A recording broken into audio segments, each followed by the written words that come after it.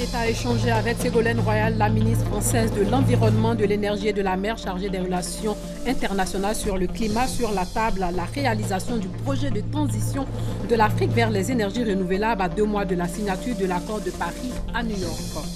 Au Niger, le président Issoufou, qui briguait un second mandat de 5 ans et avait promis une victoire par KO, a obtenu 48,41% des suffrages. Il va affronter au second tour Ama Amadou, ancien Premier ministre, qui a recueilli 17,41% des voix. Gianni Infantino, jusque-là numéro 2 de l'UEFA, a été élu président de la FIFA avec 115 voix au second tour de l'élection, devant le cheikh Bahreïni Salman, président de la Confédération asiatique, 88 voix aujourd'hui à Zurich. Madame, Messieurs, bonsoir. Le FMI est déterminé à soutenir les efforts de développement de la Côte d'Ivoire. Ce sont les mots prononcés par le directeur général adjoint du FMI lors de sa rencontre avec le chef de l'État. Mitsuhiro Furusawa a évoqué les performances économiques de la Côte d'Ivoire depuis 4 ans et demandé au chef de l'État de maintenir ce cap. Pour le président de la République de Côte d'Ivoire, Alassane Ouattara, rencontrer le directeur général adjoint du FMI a toujours été un grand honneur. Réagissant, l'hôte de marque du chef de l'État a fait savoir que son séjour en terre ivoirienne traduit l'excellence des relations entre la Côte d'Ivoire et le FMI. On a eu une très bonne discussion avec le président sur l'économie ivoirienne et la politique économique de votre pays. Et on a félicité le remarquable performance économique depuis 4 ans et on a souligné l'importance du maintien de cette croissance encore plus inclusive. Et ma visite ici traduit la bonne relation entre la Côte d'Ivoire et le Fonds monétaire international. Et on est toujours prêt à continuer à appuyer la Côte d'Ivoire. La Côte d'Ivoire et le FMI en très bonne relation. C'est sur ces mots de reconnaissance au président de la République et l'engagement du FMI à maintenir son soutien à la Côte d'Ivoire que l'hôte du chef de l'État a pris congé. Le président Ouattara a échangé aujourd'hui avec la ministre française de l'Environnement, de l'Énergie et de la Mer, chargée des relations internationales sur le climat, Ségolène Royal. La nouvelle présidente de la COP21 veut pouvoir compter sur le chef de l'État en vue de réussir le projet de l'accès de l'Afrique aux énergies renouvelables, ce qui va permettre de réduire le réchauffement climatique dont l'Afrique souffre beaucoup sans en être responsable. Le reportage de Jérôme Kofi Aboulan. Plus d'1 heure d'entretien entre Ségolène Royal, ministre française de l'Environnement, de l'Énergie et de la Mer, chargée des relations internationales sur le climat, et le président de la République de Côte d'Ivoire, Alassane Ouattara. Pour la nouvelle présidente de la COP21, cette rencontre avec le chef de l'État ivoirien a été importante en ce qu'elle lui a donné l'occasion de remercier le président Alassane Ouattara pour son soutien à l'accord de Paris sur le climat et de recevoir ses conseils en vue de la réussite de sa mission. Et Ségolène Royal de se féliciter de l'intérêt affiché par le président ivoirien à la cérémonie de signature le 22 avril prochain à New York, point final de la COP21 considéré comme un succès diplomatique français au bénéfice de tous, notamment les Africains, s'agissant de leur accès à l'énergie renouvelable. Je compte beaucoup sur vous pour m'aider à réussir cette nouvelle mission, et en particulier le grand projet que les chefs d'État africains ont décidé pendant la COP21, celui de l'accès de l'Afrique aux énergies renouvelables, qui est d'abord un élément clé pour la vie quotidienne de tous les citoyens d'Afrique, mais aussi pour le développement économique et pour l'emploi, et pour la transition énergétique, celle qui permettra de réduire le réchauffement climatique dont l'Afrique souffre beaucoup sans en être responsable. Vous nous faites aussi l'honneur d'être présent le 22 avril à New York pour la signature, que nous puissions, dès le 22 avril, tirer un des premiers bilans déjà de l'identification des grands projets que vous connaissez d'ailleurs parfaitement à travers tout le continent africain. La ministre française, visiblement heureuse d'avoir échangé avec le président Alassane Ouattara, a salué son leadership tant sur le plan national qu'international Elle a surtout évoqué ses compétences sur les questions financières et de la gouvernance. Après la Côte d'Ivoire, Ségolène Royal se rendra en Guinée et au Sénégal pour la suite et la fin de sa tournée africaine. Ségolène Royal a aussi animé avec l'Aquadoremi un panel sur la problématique des changements climatiques dans une perspective post-COP21 de Paris et le rapport à l'Afrique. Ils ont échangé sur les sujets en rapport avec l'énergie renouvelable, la biomasse, la lutte contre la déforestation, l'utilisation de l'énergie solaire et des énergies renouvelables. À l'Aquadoremi, ministre de l'Environnement et du Développement durable, a dit être confiant que les engagements pris lors de la COP21 seront respectés. Hamza Diaby nous explique la mise en œuvre des résolutions de la conférence dont ont parlé les deux ministres. La 21e conférence sur le climat à Paris a pris fin le 11 décembre dernier. Ségolène Royal, la ministre française de l'Environnement, de l'Énergie et de la Mer, est depuis le 17 février 2016 la présidente de la COP21. Elle a entamé une tournée africaine pour parler développement des énergies renouvelables sur le continent et la mise en œuvre pratique des résolutions de la conférence. Elle est en Côte d'Ivoire depuis hier soir. Alors, je suis à Abidjan parce que je suis venue voir les plus hautes autorités, le ministre, le président, parce qu'ils nous ont beaucoup soutenus. Ils ont beaucoup soutenu la France pour réussir la conférence de Paris sur le climat.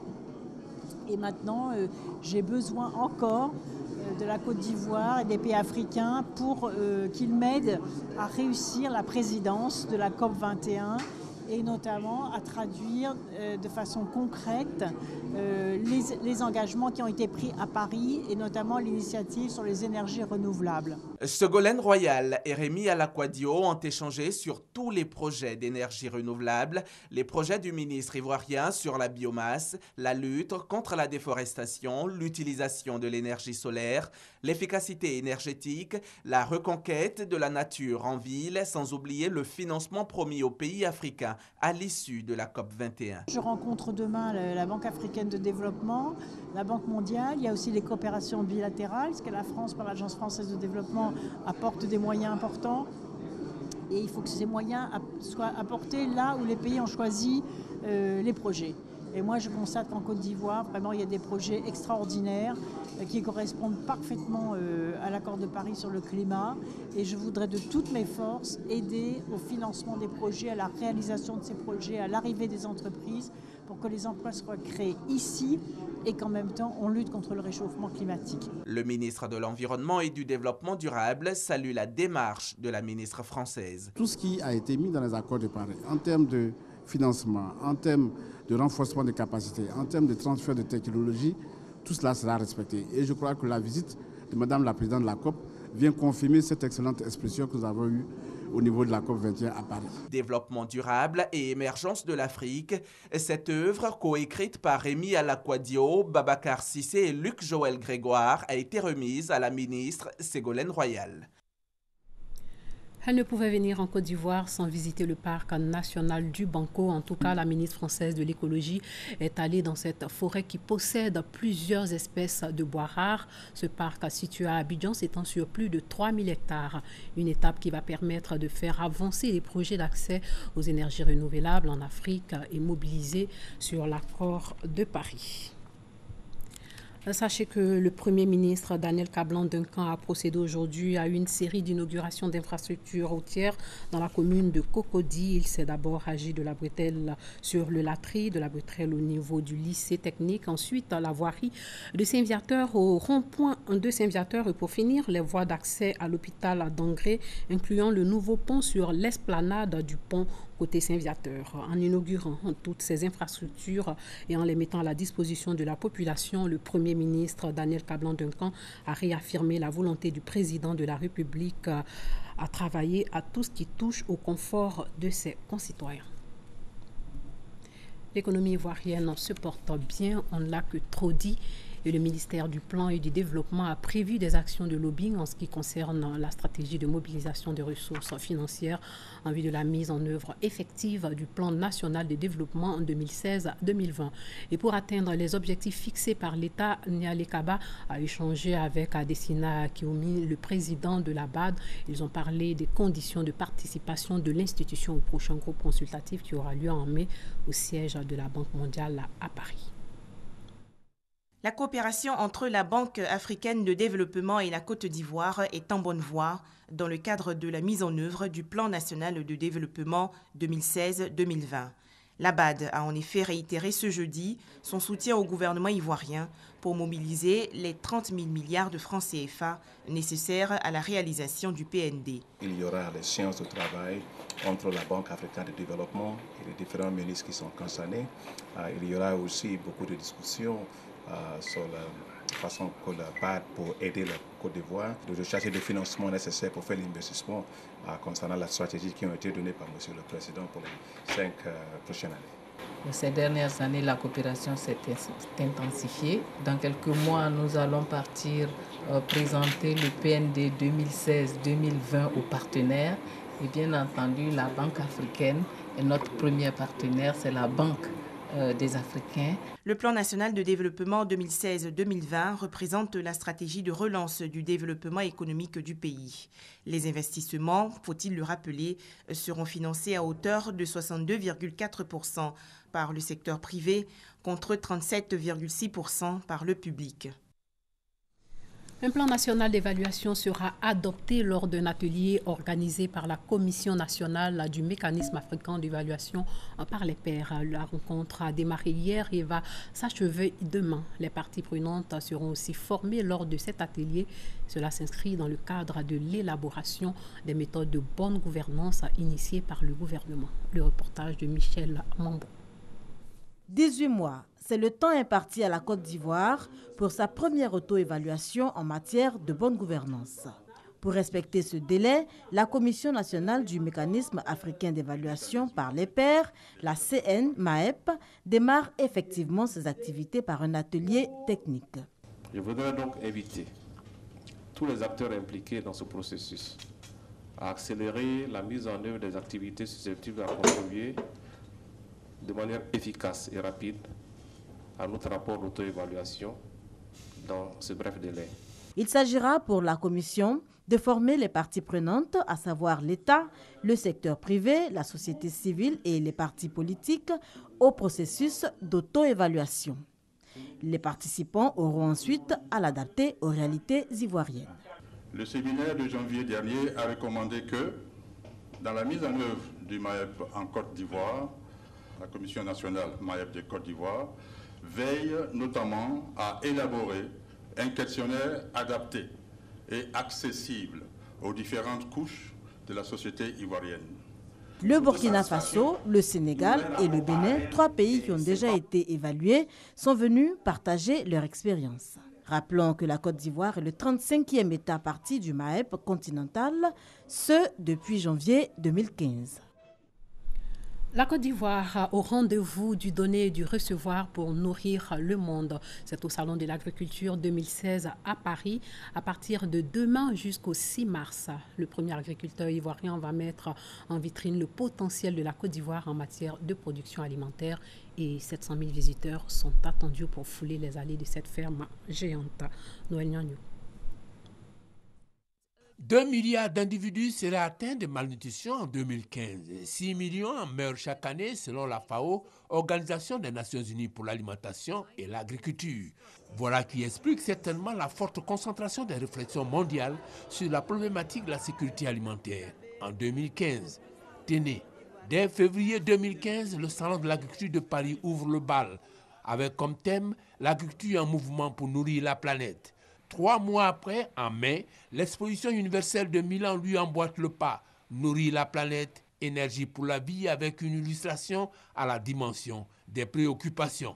La croissance de la population mondiale s'est fait de plus en plus forte. Les villes prennent du pas sur les campagnes, une urbanisation forte.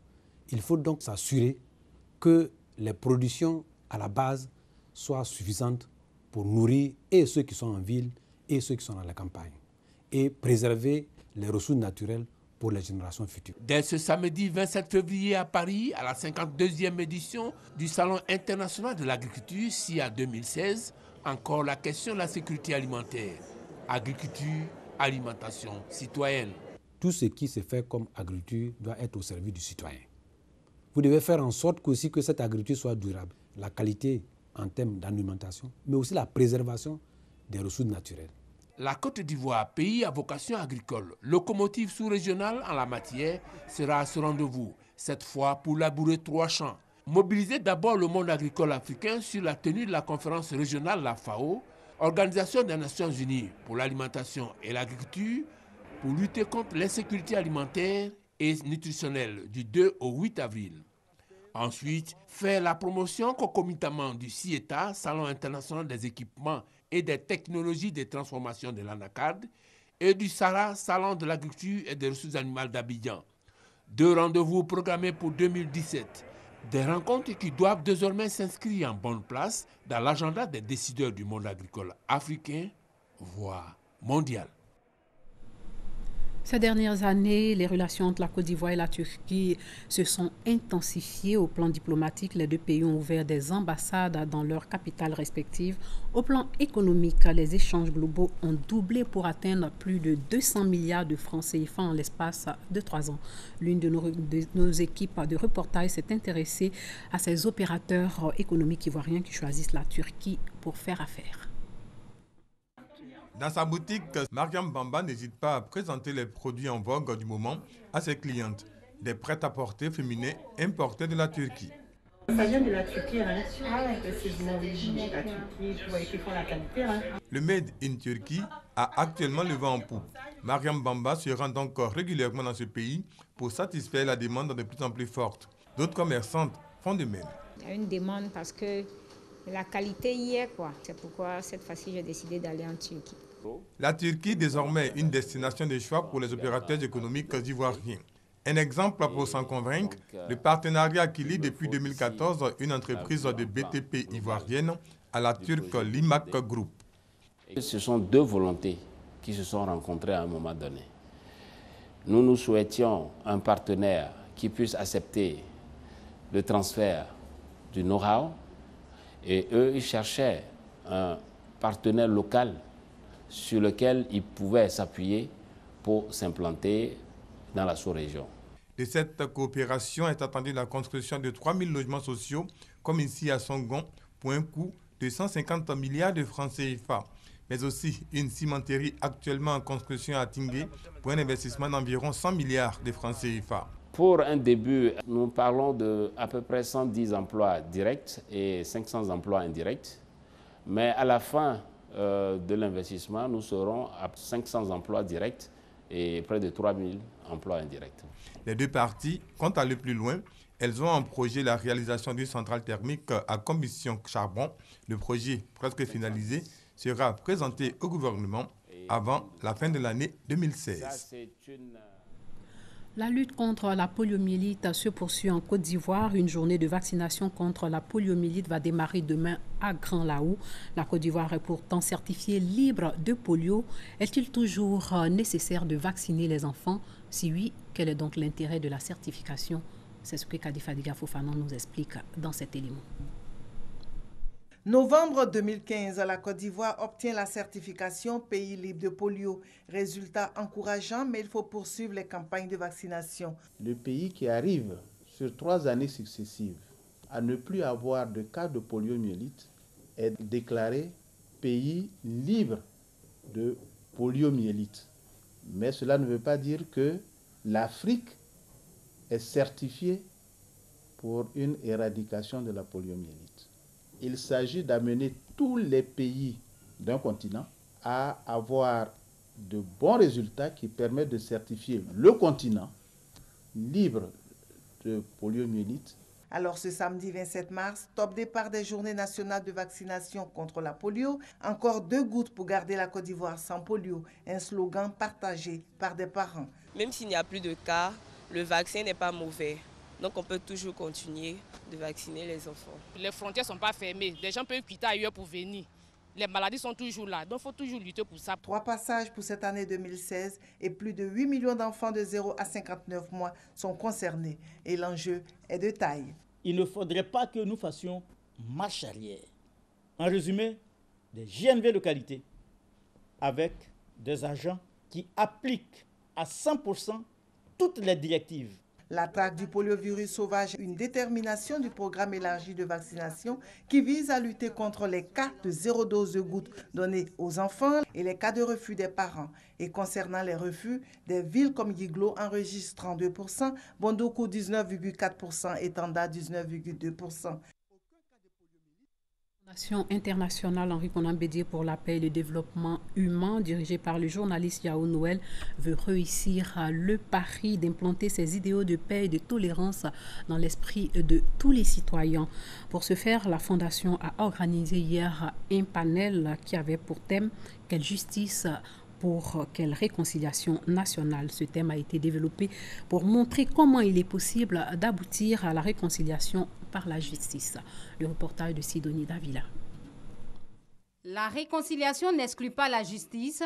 La justice, un facteur de réconciliation dans la recherche de solutions à la paix, affirment des panélistes.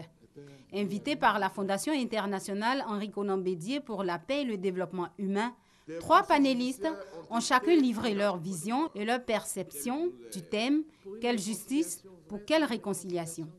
Concilier la justice et la réconciliation revient à recourir à un mécanisme de justice de transition passagère qui réunit tous les mécanismes pour arriver à une paix durable. La justice pénale ou classique doit être au cœur de la réconciliation. La justice classique doit être garantie par le principe du procès équitable. Au-delà de la justice, d'autres facteurs tels que la repentance et le pardon peuvent également participer à la réconciliation, ont-ils convenu en fin de débat. La justice est nécessaire pour soutenir les valeurs et les normes de la société dans laquelle nous vivons.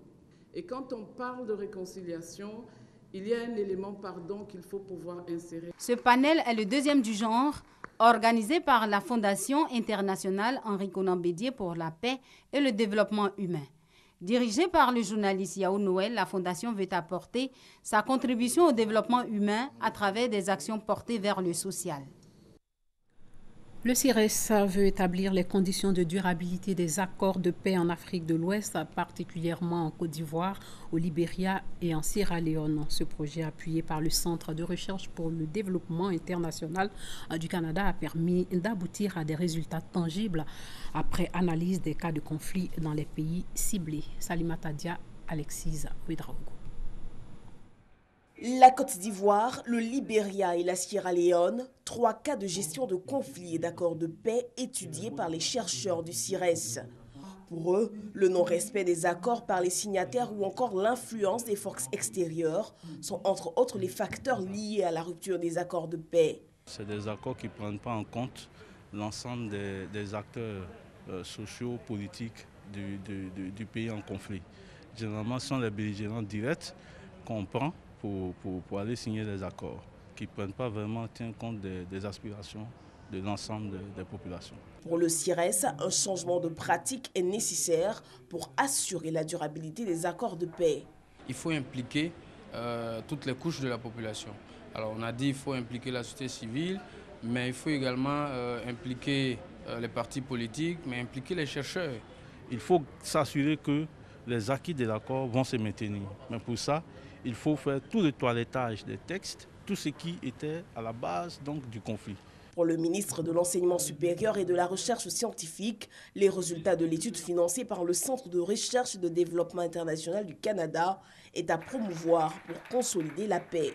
Son Excellence, M. Alassane Ouattara, a mis en place des instruments de paix. Nous avons eu la CDVR, la CONARIV, la Chambre des rois et des chefs traditionnels et récemment un ministère en charge de la solidarité, de la cohésion sociale et de l'indemnisation des victimes.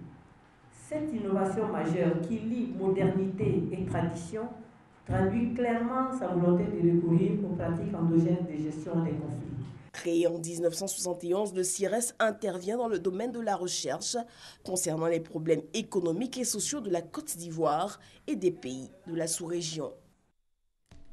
4e semaine culturelle et sportive de l'enfant de troupe à l'école militaire préparatoire technique de Bingerville. Objectif, amener l'enfant de troupe à faire la promotion de la culture africaine et du sport. Une journée bien remplie que ces enfants de troupe n'oublieront pas de sitôt. Le reportage de Abou Sanogo.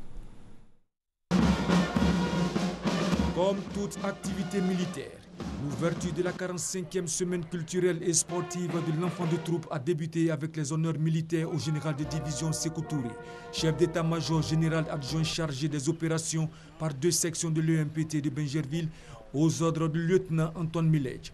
Puis après, la délégation s'est rendue vers la place d'Armes, où le commandant école, le colonel Sorokodan, a rappelé que l'EMPT de Bingerville a réussi un sans faute aux précédents examens scolaires, ce qui lui a valu le prix d'excellence de la meilleure école de Côte d'Ivoire. Tout le thème, l'EMPT face au défi de la conservation de l'excellence. Le commandant école a rendu hommage au ministre Sidi Touré, ancien pensionnaire de l'école. Sidi Touré n'a pas caché sa joie de se retrouver au sein de l'établissement qu'il a vu grandir. Il a salué la tradition d'excellence de l'école. Vous m'avez permis de retrouver cette école qui nous a appris certaines valeurs, telles que la rigueur, la discipline, le don de soi, en somme, l'excellence. Gardez toujours en vous les valeurs enseignées dans cette école et demeurez les meilleurs dans tous les domaines. Vous n'avez pas le droit d'échouer et de décevoir les aînés que nous sommes. Le ministre des Sports, François Amicha, a traduit sa fierté de participer à cette 45e semaine culturelle et sportive de l'enfant de troupe avant de qualifier la nomination de Sidi Touré comme la reconnaissance au plus haut sommet de l'État, de l'excellence de l'EMPT. La cérémonie s'est achevée par la visite des stades. La clôture de cette journée est prévue pour le samedi 27 février prochain. Au Niger, le président sortant Mahamadou Issoufou, arrivé en tête au premier tour de la présidentielle des 21 et 22 février, devra affronter l'opposant Ama Amadou lors d'un second tour au Niger. Le président Issoufou, qui briguait un 2e mandat de 5 ans, avait promis une victoire par KO, mais il a obtenu 48,41% des suffrages contre 17,41% des voix pour son adversaire Ama Amadou.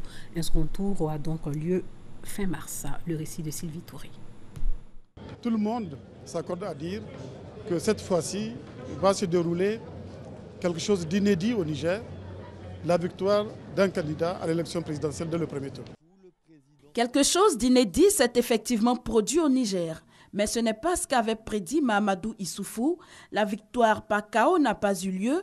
Il y aura un second tour au cours duquel il devra affronter son pire ennemi, Ama Amadou. Fait inédit, en prison depuis novembre dernier, donc loin du théâtre de la campagne, l'opposant réussit tout de même à s'arracher un ticket pour le second tour, quoique crédité de seulement 17% des voix, contre 48% pour le président sortant, selon les résultats officiels proclamés par la CENI dans l'après-midi du vendredi. Accusé dans une affaire de trafic de bébés, l'ex-président de l'Assemblée nationale est aux prises avec la justice, un dossier qualifié de politique par ses avocats et ses partisans. Les cadres de son parti, le Modène Faloumana, et son épouse ont dû se charger de sa campagne.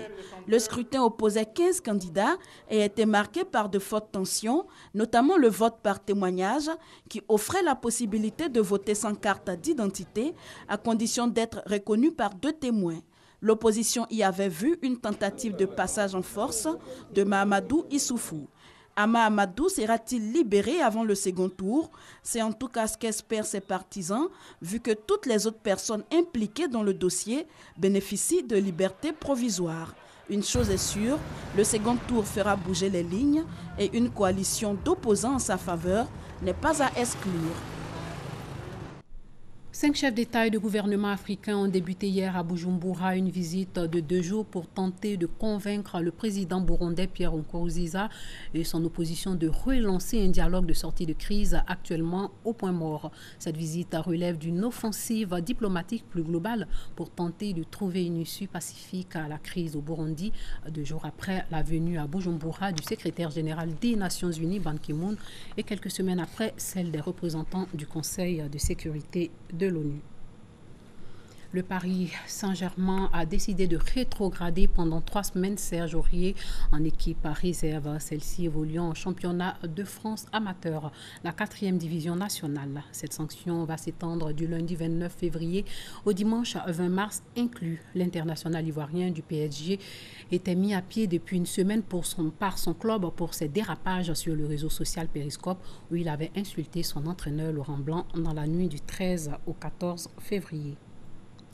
Gianni Infantino, jusque-là numéro 2 de l'UEFA, a été réélu président de la FIFA avec 115 voix au second tour de l'élection devant le cheikh Bahreïni Salman, président de la Confédération asiatique, à 88 voix. Le prince jordanien Ali, 4 voix et le français Jérôme Champagne, 0 voix. C'était aujourd'hui à Zurich.